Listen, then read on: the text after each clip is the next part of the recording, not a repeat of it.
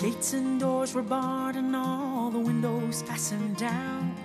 I spent the night in sleeplessness and rose at every sound, half in hopeless sorrow and half in fear the day would find the soldiers breaking through to drag us all away. And just before the sunrise, I heard something at the wall.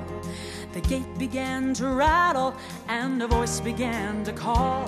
So I hurried to the window, I looked down into the street, expecting swords and torches and the sound of soldiers' feet.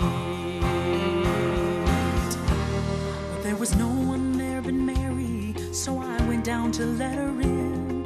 John stood there beside me as she told me where she'd been.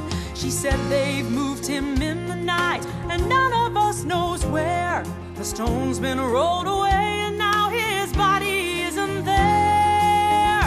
So we all ran toward the garden and John ran on ahead. We found the stone and the empty tomb just the way that Mary said. But the winding sheet they wrapped him in was just an empty shell. And how or where they'd taken him was more than I could tell.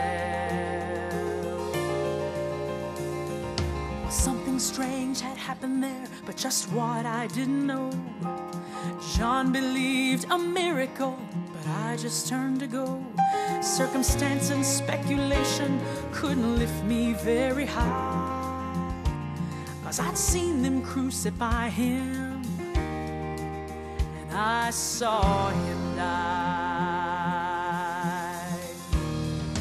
Back inside the house again, the guilt and anguish came. Everything I'd promised him added to my shame. When at last it came to choices, I didn't know I knew his name. And even if he was alive, it wouldn't be the same. But suddenly the air was filled with a strange and sweet perfume. Light that came from everywhere drove shadows from the room.